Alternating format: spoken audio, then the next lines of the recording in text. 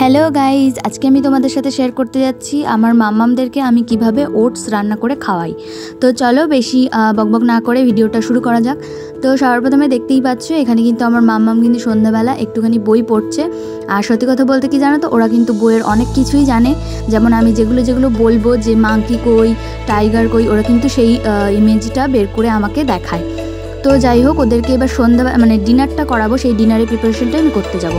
তো এখানে দেখো একটা আপেল আমি কিন্তু এভাবে কুড়িয়ে নিয়েছি কুন্নিতে, আর নিয়েছি ওটস, নিয়েছি লবণ, আর এই বাটিতে কিন্তু গুড় আছে। এখানে কড়াইতে গরম করতে বসিয়ে দিয়েছি কড়াইটা। আর তারপরে দেখো এখানে 2.5 চামচ মতো ওটস কিন্তু আমি দিয়ে দেবো।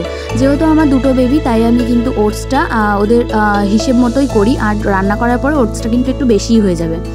তো আমি এই কিন্তু 3 দিন হলো আমি ওদেরকে ওটসটা দিচ্ছি। আমি এর আগে ওদেরকে ওটস খাওয়াইনি। তো তারপরে আর লাগছে কিন্তু দুধ আমাদের সেই সাথে। তো এখানে ওটসটা একটু নাড়াচাড়া করতে থাকবো, যতক্ষণ না ওটসটা লাল লাল হয়ে যাচ্ছে ততক্ষণ আমি নাড়াচাড়া করতে থাকবো। আর তারপরে কিন্তু আমি ওতে দুধ অ্যাড করে দেবো। তো এই দেখো আমার ওটসটা কিন্তু প্রায় লাল লাল হয়ে গেছে। এবার আমি দুধটা অ্যাড করে দিচ্ছি, পরিমাণ মতো দুধ দেবো। আর পুরোটা দুধ দেবো না, আমি অল্প দুধ দেবো আর অল্প একটু জল দেবো, দিয়ে জিনিসটাকে আমি মিক্সড করব। তারপরে একটু নাড়িয়ে চাড়িয়ে কিন্তু জিনিসটা ফুটতে দেবো। আর তারপরে দেখো আপেল যে কুড়িয়ে রেখেছিলাম সেটা কিন্তু দিয়ে দিলাম ওর ভিতরে।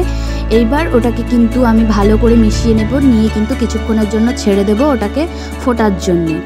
আর তারপরে দিয়ে দেবো কিন্তু একটু স্বাদ মতো লবণ। যাদের 1 বছরের নিচে বেবিদের বয়স তারা লবণটা স্কিপ করে যাবে, কিন্তু আমার বেবিদের যেহেতু 2 বছর হতে চললো সেই জন্য আমি কিন্তু লবণটা একটু দিলাম। আর তারপরে দেখো আমি ওদেরকে চিনির বদলে কিন্তু এভাবে গুড় দিয়ে খাওয়াই। তো আমি গুড়টা আনিয়েছি, তো এখানে পরিমাণ মতো 2 চামচ মতো আমি গুড় দিয়ে দেবো। আর গুড় দিয়ে তারপর কিন্তু আমি ওটসটাকে সেদ্ধ হওয়ার জন্য ছেড়ে দেবো। তো এই দেখো ওটসটা এই দেখো আমার হয়েই গেছে, আর জলটাও অনেকটা শুকিয়ে গেছে।